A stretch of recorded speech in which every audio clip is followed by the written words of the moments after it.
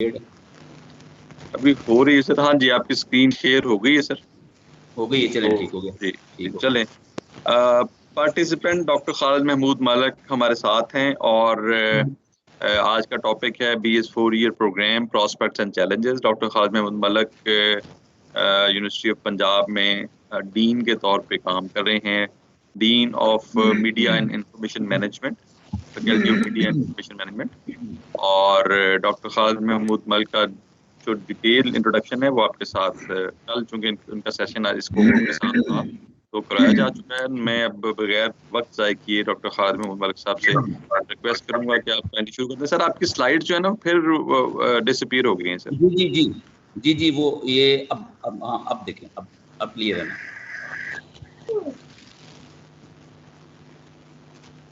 जी, अब इस वक्त नजर आ रही है ना? जी जी नजर आ रही हैं सर। सर आप काइंडली टेक ओवर करके शुरू कर दीजिए। बिस्मिल्लाहिर्रहमानिर्रहीम। जी वेलकम जी पार्टिसिपेंट्स, आपके साथ परसों भी बात हुई थी, एक डिफरेंट टॉपिक था। तो आज हमारा टॉपिक जो है वो BS4 ईयर प्रोग्राम है। BS4 ईयर प्रोग्राम जैसा कि आप जानते हैं कि इंटरमीडिएट के बाद FFSCI कॉम के बाद हमारी यूनिवर्सिटीज़ और बाज़ कॉलेजेस भी 4 साल का प्रोग्राम ऑफर करते हैं। ये अंडर ग्रेजुएट लेवल का प्रोग्राम है और इस प्रोग्राम में पढ़ने के बाद तालिब इल्म जो है वो 16 साल की BS की डिग्री हासिल करता है।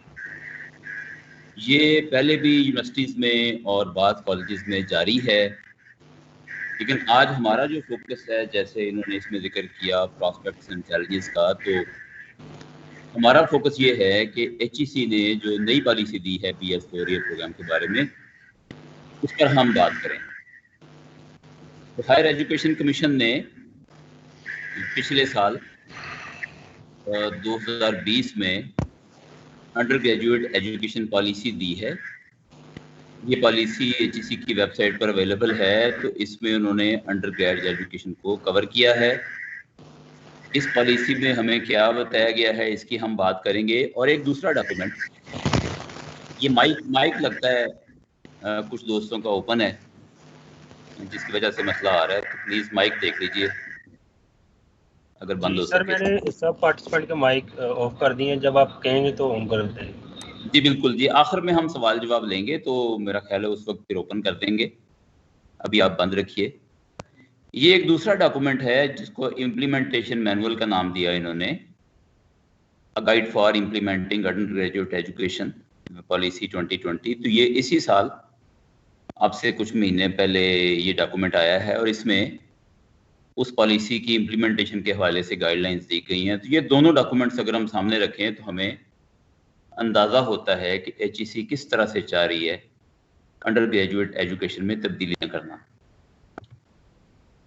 इस डॉक्यूमेंट के मुताबिक, इस पॉलिसी के मुताबिक अंडर ग्रेजुएट प्रोग्राम्स को HEC ने 3 हिस्सों में तकसीम किया। तो सबसे पहली जो टाइप है इसमें, वो तो बैचलर ऑफ स्टडीज़ के नाम से BS की डिग्री जिसे हम कहते हैं, ये 4 साल की, इसी पर आज हम ज़्यादा बात करेंगे। दूसरी टाइप उन्होंने बनाई है प्रोफेशनल डिग्रीज़ की। ये प्रोफेशनल डिग्रीज़ में 4 साल प्रोग्राम्स भी हैं, बाज़ जगहों पे 5 साल भी हैं। इसमें प्रोफेशनल सब्जेक्ट्स आ जाते हैं, जैसे BS इंजीनियरिंग है, MBBS है, इसी तरह से जो है वो डेंटल सर्जरी का BS है, नर्सिंग है, एग्रीकल्चर है। इसके अलावा और बहुत सारे जो प्रोफेशनल सब्जेक्ट्स हैं, उनके डिग्रीज़ को उन्होंने इस कैटेगरी में रखा है। और एक तीसरी कैटेगरी बनाई है एसोसिएट डिग्री की। ये एसोसिएट डिग्री जो है, ये वही है जो पहले BA BSc या BCom के नाम से था। ये इंटरमीडिएट के बाद 2 साल की डिग्री है और 2 साल के बाद तालिब इल्म जो है वो 14 साल की डिग्री लेके फारिग हो जाएगा, एसोसिएट डिग्री। और चाहे तो वो जॉब में चला जाए और चाहे तो वो आगे दाखिला ले ले, और आगे अगर उसने दाखिला लेना है तो वो 4 ईयर BS प्रोग्राम में ही उसके 5वें सेमेस्टर में दाखिल होगा। तो एसोसिएट डिग्री जो है वो 14 साल की डिग्री के इक्वल है। तो हमारा मेन फोकस जो है वो BS प्रोग्राम है आज। तो इसमें जो अंडर ग्रेजुएट एजुकेशन के ऑब्जेक्टिव्स लिखे हुए हैं, उन पर एक नज़र डालते हैं हायर एजुकेशन कमीशन के मुताबिक। तो सबसे पहला ऑब्जेक्टिव तो इसमें यह है कि ये कॉम्पिटेंसी बेस्ड लर्निंग पर फोकस करते हैं। अब कॉम्पिटेंसी बेस्ड लर्निंग में इन्होंने 4 हिस्से रखे हैं। नॉलेज पर फोकस होगा, स्किल्स पर होगा। नॉलेज आप जानते हैं कि जो इल्म है चीज़ों के बारे में, और स्किल्स आप जानते हैं कि जो प्रैक्टिकल इंसान की सलाहियत होती है काम करने की। इसके बाद प्रोफेशनल बिहेवियर है कि उसको एक अच्छा प्रोफेशनल कैसे बनाना है, प्रोफेशनल एथिक्स उसको सिखाने हैं, और ऐसी कई चीज़ें जो कि एक अच्छा प्रोफेशनल बनने के लिए ज़रूरी हैं वो उसमें इंस्टिल करनी है, उसको सिखानी है। उसके बाद इंटरपर्सनल एट्रीब्यूट्स भी हैं कि इंसान के अंदर जो है वो अच्छी आदत और टाइम मैनेजमेंट भी इसमें आ जाता है इसमें, और इसमें कम्युनिकेशन स्किल्स भी आ जाती हैं, और कई ऐसी, इसकी एक पूरी लिस्ट दी हुई है HEC की पॉलिसी में। तो ये 4 एरियाज इन्होंने रखे हैं और इन एरियाज को इन्होंने कॉम्पिटेंसीज कहा है। इन चारों एरियाज में स्टूडेंट को एजुकेट करने की ज़रूरत है। फिर अगला इनका नुक्ता ये है कि balance between breadth and depth. Breadth का मतलब ये है कि वैरायटी में स्टूडेंट्स कौन कौन से सब्जेक्ट्स पढ़ता है, इसको ब्रेड्थ कहते हैं। और डेप्थ ये है कि किसी खास एरिया में वो कितना डीप जाता है, यानी कितनी डिटेल्ड इंफॉर्मेशन या स्किल्स हासिल करता है। तो इन्होंने बात ये की है कि हम उसकी ब्रेड्थ भी बनाएं और डेप्थ भी बनाएं और इनके दरमियान बैलेंस कायम करें। और इसका अगला नुक्ता भी ये शो करता है कि उसको किसी खास सब्जेक्ट एरिया में स्पेशलाइज भी कराएं, यानी वो जनरल सब्जेक्ट्स भी पढ़े। अगर वो आर्ट्स का तालिब इल्म है तो आर्ट्स के कई सब्जेक्ट्स पढ़े, अगर वो साइंस का है तो साइंस के कई पढ़े, लेकिन फिर किसी एरिया में स्पेशलाइजेशन भी करे। फिर अप्लाइड नॉलेज पर तवज्जो है कि जो नॉलेज हासिल करे वो किसी ना किसी तरह से स्किल में कन्वर्ट हो जाए, किसी ना किसी इंडस्ट्री में, किसी दफ्तर में, किसी ऑर्गेनाइजेशन में वो अप्लाई हो सके। इस पर फोकस जो है वो करना है। फिर इसमें है एम्फेसिस ऑन क्रिएटिविटी, कि इंसान को क्रिएटिविटी सिखाई जाए, उसकी जो सलाहियतें हैं उनको बरूए कार लाते हुए वो अपने तौर पर मसाइल को हल करने के काबिल हो जाए, उसके अंदर क्रिएटिविटी की सलाहियत जो है वो सामने लाई जाए, इसको एम्फेसाइज किया जाए। आखिरी जो इन्होंने ऑब्जेक्टिव रखा वो ये था कि टर्मिनल डिग्री उसे दी जाए। टर्मिनल डिग्री के ये मीनिंग होते हैं, वैसे तो कोई पाबंदी नहीं है कि एक तालिब इल्म एक डिग्री हासिल करके अगली डिग्री में एडमिशन ले ले, लेकिन टर्मिनल डिग्री के ये माने होते हैं कि अगर वही डिग्री हासिल करे और आगे ना पढ़ना चाहे तो वो किसी प्रोफेशन को ज्वाइन कर सके, किसी फील्ड को ज्वाइन कर सके। तो जब वो किसी फील्ड को ज्वाइन करता है तो जिस डिग्री की बेसिस पे करता है वो उसकी लास्ट डिग्री होती है, उसको टर्मिनल डिग्री बोलते हैं। तो ये BS की जो डिग्री है या अंडर ग्रेजुएट लेवल पे वो एजुकेशन हासिल करता है, ये उसके लिए एक टर्मिनल डिग्री साबित हो और इसकी बेसिस पे वो किसी प्रोफेशन को ज्वाइन कर सके। इसके बाद कुछ इन्होंने रिक्वायरमेंट्स दी हैं, वो जनरल एजुकेशन रिक्वायरमेंट्स उन्हें कहते हैं अंडर ग्रेड एजुकेशन के लिए। वो चाहे AD का प्रोग्राम हो चाहे वो BS का प्रोग्राम हो, इसके लिए ये रिक्वायरमेंट्स हैं कि ब्रेड्थ में उसने 2 कोर्सेज पढ़ने हैं 3 डोमेन्स में से 2-2 कोर्सेज करके।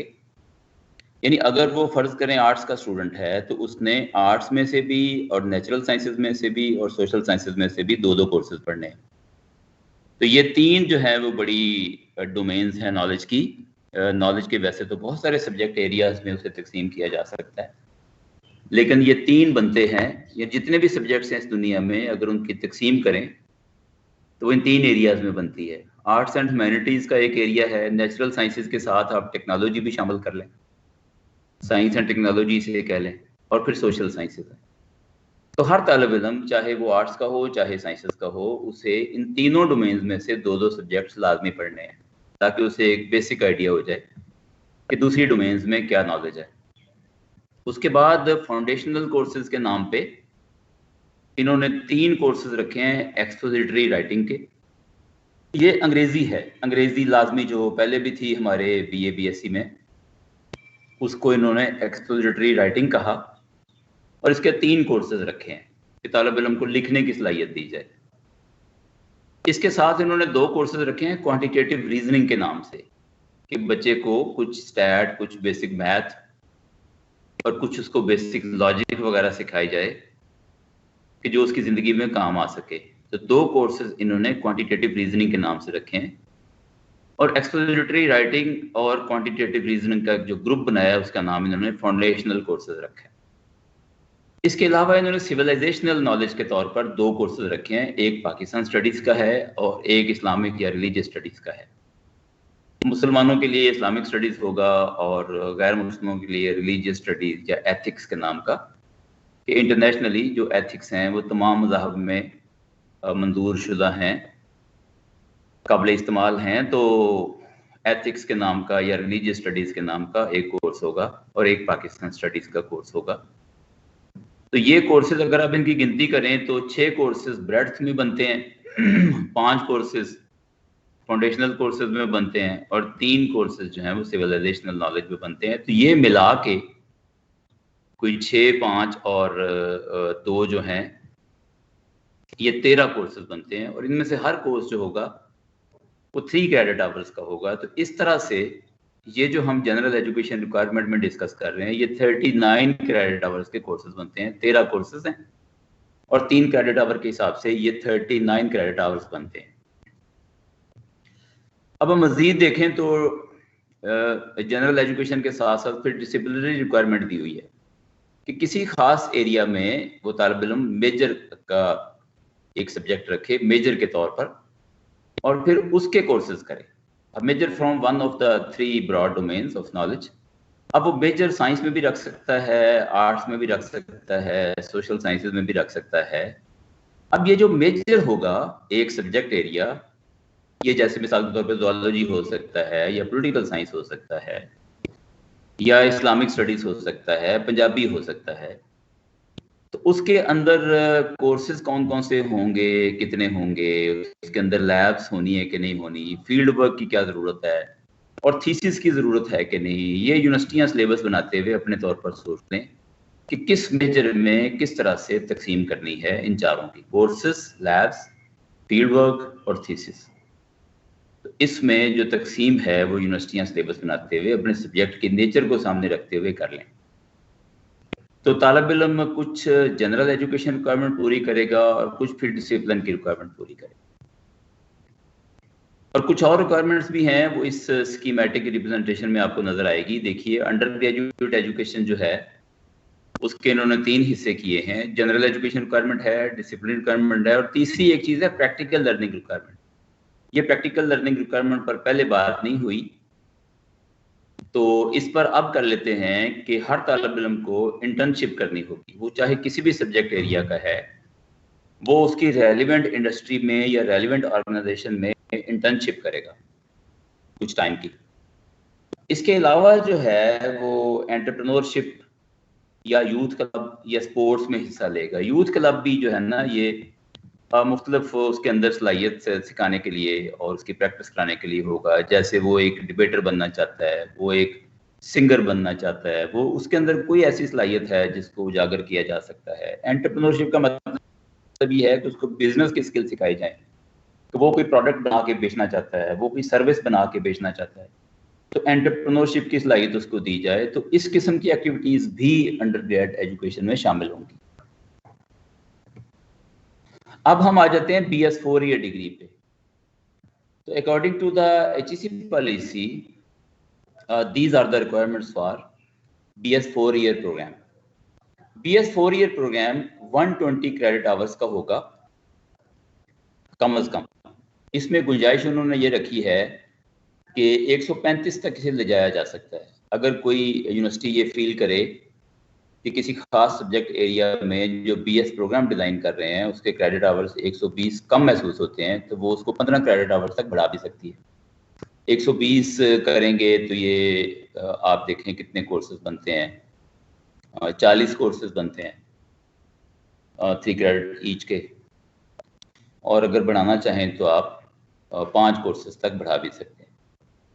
इसके बाद है जी 15 क्रेडिट्स पर सेमेस्टर बच्चा आमतौर पर पढ़ेगा। अब ये सेमेस्टर बनेंगे उसके 8, ये 4 साल प्रोग्राम है, 8 सेमेस्टर होंगे। तो अगर 15 क्रेडिट्स वो एक में पढ़ता है तो इस तरह से 8 सेमेस्टर में उसके 120 क्रेडिट पूरे हो जाते हैं। लेकिन अगर 120 से ज़्यादा रखना है तो फिर किसी सेमेस्टर में बच्चा जो है वो 15 से ज़्यादा भी पढ़ सकता है। तो 18 तक की गुंजाइश रखी गई है कि 18 क्रेडिट एक बच्चा अगर एक सेमेस्टर में आप उसको पढ़ाना चाहें तो पढ़ा दें। और जनरल एजुकेशन कोर्सेज जैसे मैंने पहले अर्ज किया 39 क्रेडिट्स के होंगे।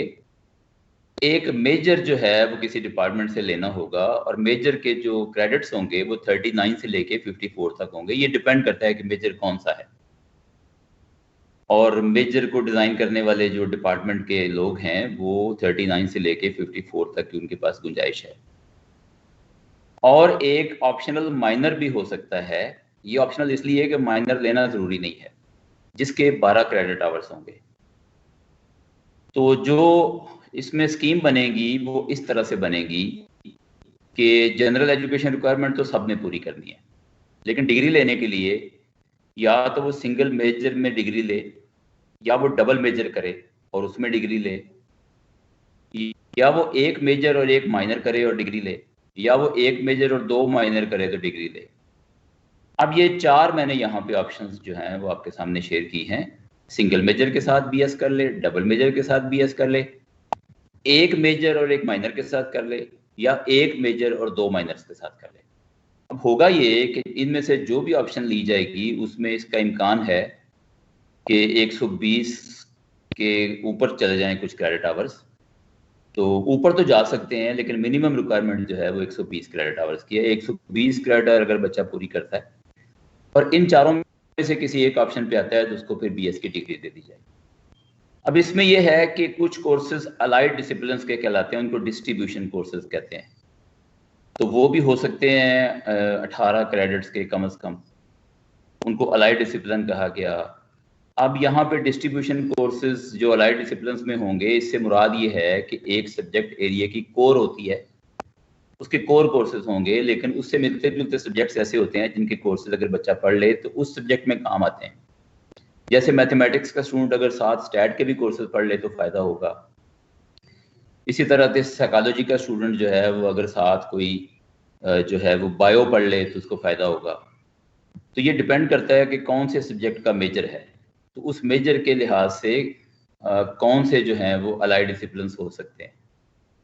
तो इसकी मिसालें बहुत सारी दी जा सकती हैं।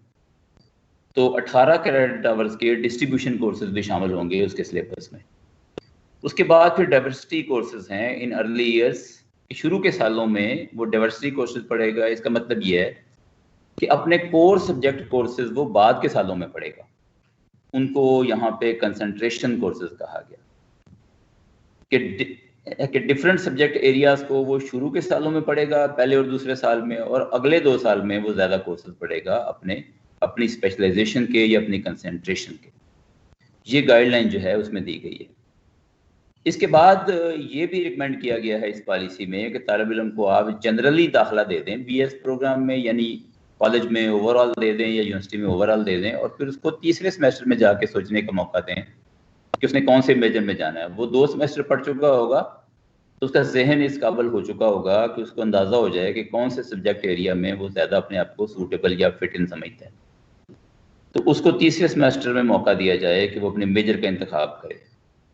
अब ये पॉलिसी जो है, ये वाला जो इसकी क्लॉज है, ये बाज़ यूनिवर्सिटीज़ में अप्लाई भी हो चुकी है। इसकी मिसाल एक लम्स भी है। लम्स में अगर एक बच्चा इलेक्ट्रिकल इंजीनियरिंग में दाखिला लेता है शुरू में ये सोच के, लेकिन वो 2 सेमेस्टर पढ़ने के बाद ये फैसला कर सकता है कि मेरे लिए इलेक्ट्रिकल इंजीनियरिंग ठीक नहीं है, मुझे कंप्यूटर साइंस में जाना चाहिए, तो बच्चा जो है वो चेंज करके कंप्यूटर साइंस में जा सकता है और बीएस उसमें कर ले। तो इस तरह की मिसालें हमें लम्स से तो ख़ास तौर पर मिलती हैं। अब यहाँ मसला ये पैदा होता है कि अगर बच्चे ज़्यादा हो जाएं किसी ख़ास मेजर में जाने के लिए, तो इसका आसान हल ये है कि पहले 2 सेमेस्टर्स के रिजल्ट्स की बेसिस पे उनके दरमियान आप मेरिट बना लें और उनके दरमियान आप सीटें तकसीम कर दें। फिर इस पॉलिसी में ये भी एडवाइस किया गया है कि एकेडमिक एडवाइज़र मुकर्रर किया जाएगा हर स्टूडेंट के लिए, यानी टीचर्स में से ही एकेडमिक एडवाइज़र का जो है वो तकर्रर होगा और हर स्टूडेंट को पता होगा कि मेरा एडवाइज़र कौन से टीचर हैं, ताकि स्टूडेंट को अपने मेजर माइनर के इंतखाब में और बाकी जो मामला आते हैं सेमेस्टर सिस्टम के, उसमें जो इश्यूज या मसले आ रहे हैं, ये मसले वो अपने एडवाइज़र के साथ जाके डिस्कस कर ले और उनका कोई ना कोई हल तलाश कर ले। उसके बाद इस पॉलिसी में ये भी कहा गया है कि जो तालिब इल्म का एडमिशन है इंटरमीडिएट के बाद वो आएगा BS प्रोग्राम में, तो उसका एक टेस्ट लिया जाए और 60% जो वेटेज है वो टेस्ट का रखा जाए और 40% वेटेज जो है उसके एकेडमिक मेरिट का रखा जाए। इन 40% में से भी FSC के जो मार्क्स हैं या FA के हैं उनका कुछ वेटेज है और कुछ मैट्रिक का वेटेज भी है थोड़ा सा, वो शायद 10% है। तो इस तरह से उसका एकेडमिक मेरिट भी देखें और उसका टेस्ट भी लें, इस बुनियाद पर उसका BS में एडमिशन करें। तो BS प्रोग्राम के जो मोटे मोटे पॉइंट्स हैं ये आपके सामने आ गए। अब इसमें कुछ प्रिंसिपल्स ऑफ पॉलिसी के नाम से भी पॉइंट्स दिए गए हैं, वो भी आपके सामने रहने चाहिए। एक पॉइंट तो उसमें दिया गया फ्रीडम ऑफ एक्सप्रेशन का, कि फ्रीडम ऑफ एक्सप्रेशन जो है कि तालिब इल्म को, उस्ताद को आपस में डिस्कशन करते हुए, बातचीत करते हुए पूरी फ्रीडम का एहसास होना चाहिए। तालिब इल्म जो बात कहना चाहता है खुल के कह सके, उस पर पाबंदी ना हो। अब ये फ्रीडम ऑफ एक्सप्रेशन का जो कॉन्सेप्ट है, इसका हरगिज़ ये मतलब नहीं है कि मादर पिदर आज़ादी होती है और जो दिल करे आप बोलते चले जाएं, ऐसा नहीं होता। इसकी भी कुछ हदूद व कुयूद होती हैं, लेकिन खामखा किसी को बोलने से, बात करने से या लिखने से रोका नहीं जाता। तो इसके बारे में ट्रेनिंग भी की जा सकती है, सिखाया भी जा सकता है, वो तो एक एडमिनिस्ट्रेटिव इश्यूज हैं। दूसरा इसमें पॉइंट जो है वो एकेडमिक ऑनेस्टी है, कि जब तालिब इल्म काम करे या उस्ताद काम करे या पढ़ाते हुए या तालिब इल्म को पढ़ते हुए या अपनी असाइनमेंट्स करते हुए या टीचर्स को असाइनमेंट्स देते हुए, इस बात का एहसास होना चाहिए कि अगर उसका अपना ओरिजिनल आइडिया नहीं है तो जिसका वो ओरिजिनल आइडिया है उसे कोट करे। तो एकेडमिक ऑनेस्टी मतलब वो प्लेजरिज्म से हर तरह से बचे और उसके बाद जो है वो अपना काम करे। तो जिस ऑथर का आइडिया है उस ऑथर को कोट करे। तो ये दो प्रिंसिपल्स इन्होंने बताए हैं पॉलिसी में। अब हम आ जाते हैं प्रॉस्पेक्ट्स पे। प्रॉस्पेक्ट का मतलब ये होता है कि फ्यूचर में क्या होने वाला है, और ख़ास तौर पे जो प्रॉस्पेक्ट का लफ्ज़ है ये पॉजिटिव जो चेंजेस आने वाली हैं या पॉजिटिव जो वाक़यात होने वाले हैं या पॉजिटिव साइड पे जो पॉसिबिलिटीज़ होती हैं उनको प्रॉस्पेक्ट्स कहते हैं। तो ये जो नई पॉलिसी है, अगर ये इम्प्लीमेंट होती है तो इसके क्या प्रॉस्पेक्ट्स हैं, क्या हमें इसके फ़ायदे हो सकते हैं, वो आपके सामने हैं। कुछ पॉइंट्स मैंने जमा किए यहाँ। तो सबसे पहला पॉइंट इसमें ये है कि इंटरनेशनल स्टैंडर्ड्स को मीट करेंगी हमारी ये under graduate education. International standard को यूँ करेगी कि पहले जो हमारे पास मॉडल चल रहा था वो काफ़ी पुराना मॉडल था, तो इस वक्त जो नया मॉडल आया है ये USA बेस्ड है ज़्यादातर। USA में अंडर ग्रेजुएट एजुकेशन इस तरह की होती है और इस तरह का BS प्रोग्राम होता है, और इसमें जो कॉम्पिटेंसी बेस्ड कहा गया तो USA में बहुत सारी यूनिवर्सिटीज़ इसको फॉलो करती हैं। तो अगर हम इसको फॉलो करेंगे इस पॉलिसी को, तो इंटरनेशनल स्टैंडर्ड्स को हम मीट करेंगे। इसके बाद दूसरी चीज़ जो है वो है सेमेस्टर सिस्टम। इस वक्त पहले हमारे यहाँ जो अंडर ग्रेजुएट एजुकेशन चल रही है वो ज़्यादातर एनुअल सिस्टम पर बेस करती है। तो सेमेस्टर सिस्टम के अपने कुछ खास फ़ायदे होते हैं। टीचर जो है वो कुछ असाइनमेंट्स देना चाहे, वो क्विज़ेस देना चाहे या कुछ लोकल काम कराना चाहे स्टूडेंट से, तो उसके पास आज़ादी होती है, उसके हाथ में मार्क्स भी होते हैं। वो आज़ादी के साथ तालिब इल्म को काम असाइन कर सकते हैं और उनकी मार्किंग भी कर सकते हैं, उनकी एवेल्युएशन भी कर सकते हैं और उसके मार्क्स को यूनिवर्सिटी जो है वो तस्लीम करती है। तो सेमेस्टर सिस्टम में पढ़ाने का अपना एक अंदाज़ होता है और इसके ख़ास फ़ायदे होते हैं। वो फिर इस सिस्टम में आके इस नई पॉलिसी को अप्लाई करके तो हासिल किए जा सकते हैं। उसके बाद जो बहुत बड़ा एक नुक्ता आया इस नई पॉलिसी में वो है स्किल बेस्ड एजुकेशन, कि education for the sake of knowledge सिर्फ ना हो, एजुकेशन ऐसी दी जाए कि जिसके नतीजे में तालिब इल्म कुछ स्किल सीख जाए, उसके अंदर जो सलाहियतें छुपी हुई हैं वो सामने आए और वो अपनी स्किल को जो है वो अपनी ज़िंदगी में इस्तेमाल कर सके। इसके साथ साथ फिर इंडस्ट्री के साथ जो लाइज ऑन है, मतलब हम तालिब इल्म को पढ़ाते हुए साथ साथ ये सोचें कि ये कौन सी इंडस्ट्री के लिए हम तैयार कर रहे हैं। यानी फ़र्ज़ कह लें अगर हम एक तालिब इल्म को पंजाबी अदब भी पढ़ा रहे हैं तो हमें पता हो कि पंजाबी अदब पढ़ने के बाद ये तालिब इल्म ज़िंदगी में क्या बन सकता है, इसको हम ये सब्जेक्ट किस लिए पढ़ा रहे हैं। तो इंडस्ट्री के साथ जो लाइज ऑन है, इंडस्ट्री किसी भी तरह की हो, ये प्रोडक्शन वाली इंडस्ट्री हो सकती है, सर्विस वाली इंडस्ट्री हो सकती है, इवन अगर आपने किसी ऑफिस जॉब के लिए भी किसी को तैयार करना है, CSS के लिए तैयार करना है, तो पहले से अंदाज़ा हो कि किस किस्म की इंडस्ट्री से हमें लाइज़ान करना है, उनसे रब्ता करना है और इंडस्ट्री से कोऑपरेशन हासिल करनी है। इसीलिए तो इंटर्नशिप वगैरह लाजमी की गई, एंटरप्रेन्योरशिप इसमें लाजमी की गई कि तालिब इल्म जो है वो दौरान तालीम ही ये सीख जाए कि मुझे किस किस्म की इंडस्ट्री के लिए अपने आप को तैयार करना है।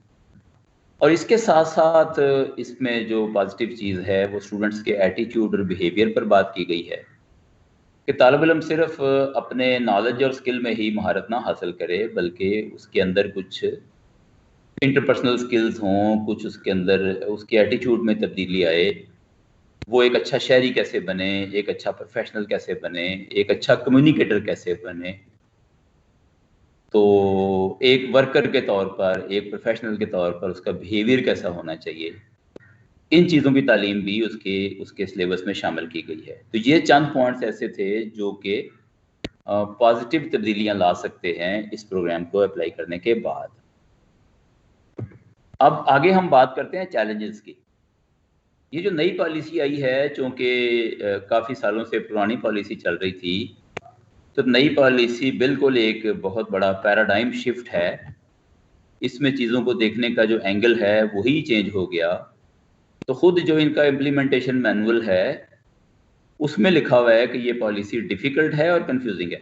यानी खुद HEC ये मान रही है कि ये पॉलिसी डिफ़िकल्ट और कंफ्यूजिंग है। तो जाहिर है जब इसमें कन्फ्यूजन है जगह जगह, लोगों को समझाना पड़ेगा। इस कन्फ्यूजन की वजह से और वैसे भी लोग चेंज को रेजिस्ट करते हैं और कन्फ्यूजन एडिशनल हो गया, तो इसकी वजह से इसकी काफ़ी रेजिस्टेंस की जा रही है। मैंने तो ये देखा है कि सूबाई हुकूमतों तक ने इसको रेजिस्ट किया और कॉलेजेस की तरफ से, यूनिवर्सिटीज़ के असातिज़ा की तरफ से और कहीं कहीं स्टूडेंट्स की तरफ से भी रेजिस्टेंस आई कि ये पॉलिसी हमें नहीं कबूल, इसके अंदर मसाइल हैं और ये रेजिस्टेंस अभी जारी है। कहीं ये इम्प्लीमेंट भी हो रही है तो कहीं ये जारी भी है। इसके अलावा मैंने पॉइंट बनाया पॉलिटिकल विल का कि इस नई पॉलिसी को इम्प्लीमेंट करने के लिए जिस किस्म की फोर्स और जिस किस्म की एडवोकेसी चाहिए HEC के लेवल पे, उसमें भी मैंने कमी नोट की है। अब जैसे मिसाल के तौर पे ये पॉलिसी पिछले साल आ गई और इन्होंने कहा कि 2021 में इसको हर सूरत में लागू कर दिया जाए, लेकिन अभी जब रेजिस्टेंस आई यूनिवर्सिटीज़ के वाइस चांसलर की तरफ से तो HEC ने इसको 1 साल के लिए मौखर कर दिया।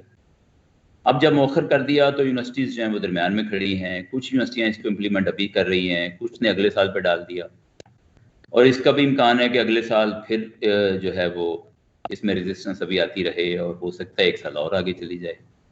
ये हो सकता है HEC जो है इसको ज़्यादा जो है वो ज़ोर के साथ और क़ुव्वत के साथ इसको अप्लाई करने की कोशिश करे। तो अप्लाई करते हुए या इम्प्लीमेंट करते हुए जिस किस्म का हमें चाहिए सेटअप, वो सेटअप अभी नहीं बन रहा। HEC के जो चेयरमैन हैं उनको हटा दिया गया और नए चेयरमैन का भी तकर्रर नहीं हुआ और कोर्ट में केस चल रहा है। इस किस्म के मामलात का शिकार है HEC खुद।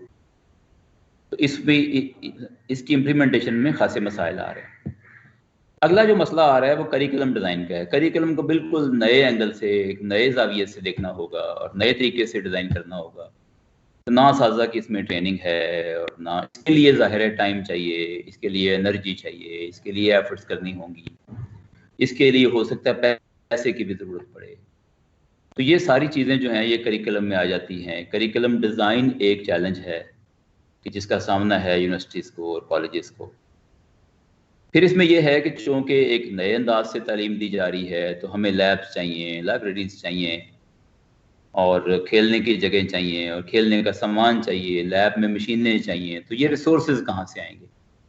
यानी एक कॉलेज में अगर आप BS प्रोग्राम शुरू करना चाहते हैं, पहले वहाँ नहीं है, तो वहाँ पे आपको बहुत सारे रिसोर्सेज देने हैं। असातिज़ा कहाँ से लाएंगे नए? तो ये रिसोर्सेज जो है, मुल्क की जो मुआशी सूरत हाल है वो सबके सामने है। इस मुआशी सूरत हाल को देखते हुए रिसोर्सेज नए प्रोवाइड करना चैलेंज है गवर्नमेंट के लिए। तो बहुत बड़ा इशू बना, असातिज़ा पूरे नहीं हैं और बहुत सारे मसाइल हैं। तो ये रिसोर्सेज कहाँ से आएंगे?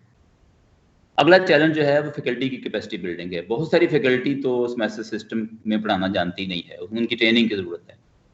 और फिर करिकुलम बनाते हुए या पढ़ाते हुए या और जो एक्टिविटीज़ इसमें नई ऐड हो गई हैं, एंटरप्रेन्योरशिप का आइडिया बहुत सारी फैकल्टी को नहीं है क्या होता है, एकेडमिक एडवाइजर बनना है और सेमेस्टर सिस्टम में बनना है तो फिर उसमें करना क्या है, बहुत सारी फैकल्टी को इसका आइडिया नहीं है।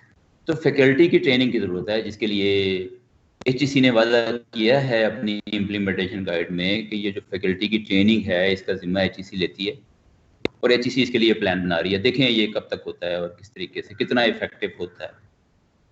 इसके अलावा बहुत बड़ा एक मसला जो है ना वो स्टूडेंट्स की तरफ से भी आ रहा है। स्टूडेंट्स को भी आइडिया नहीं है कि ये तालीम जो है ये हमारे लिए क्या फ़वाद लेके आ रही है। तो स्टूडेंट्स को भी बिल्कुल आइडिया नहीं है और वो पुराना जो एक सिस्टम था उसी के बारे में उन्होंने सुना हुआ है या पढ़ा हुआ है।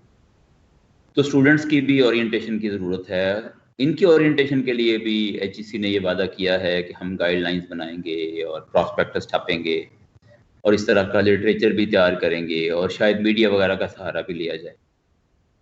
और एक और बात जो बहुत बड़ी है, कल हमारी एकेडमिक काउंसिल की मीटिंग थी, वहाँ काफ़ी देर तक इस पर बात होती रही कि प्राइवेट कैंडिडेट्स जो थे उनके लिए इस सिस्टम में कोई अपॉर्चुनिटी नहीं है। अब पहले क्या होता था कि तलब इल्म अपने तौर पर पढ़ता था या किसी एकेडमी में पढ़ता था और एक इम्तहान देता था साल के बाद और इस तरह 2 इम्तहान देने के बाद, सिर्फ इम्तहान देने के बाद, कुछ पेपर्स देने के बाद वो BA कर लेता था और इसी तरह से कुछ पेपर्स देने के बाद वो MA कर लेता था। तो अब उसके लिए जो है वो अपॉर्चुनिटी बिल्कुल ख़त्म हो गई है। तालिब इल्म को दाखिला लेना होगा, तालिब इल्म को सेमेस्टर सिस्टम में पढ़ना होगा।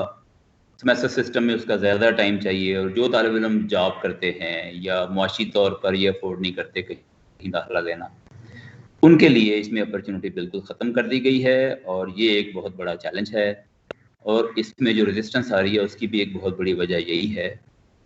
ये कुछ बातें मैंने आपके साथ शेयर की जो मेरे जहन में आई और मैंने इस पॉलिसी में पढ़ी। ये पॉलिसी के जो दोनों डॉक्यूमेंट्स हैं ये HEC की वेबसाइट से भी मिल जाएंगे और अगर आपको ना मिलें तो मैं भी आपको प्रोवाइड कर सकता हूँ। अब मैं इस हाउस को ओपन करता हूँ कि आप कोई सवाल पूछना चाहें इस पॉलिसी के बारे में या कोई कमेंट करना चाहें तो यू आर मोस्ट वेलकम। जी जनाब। जी, अब हमारे जो कोऑर्डिनेटर हैं आसिफ साहब, आप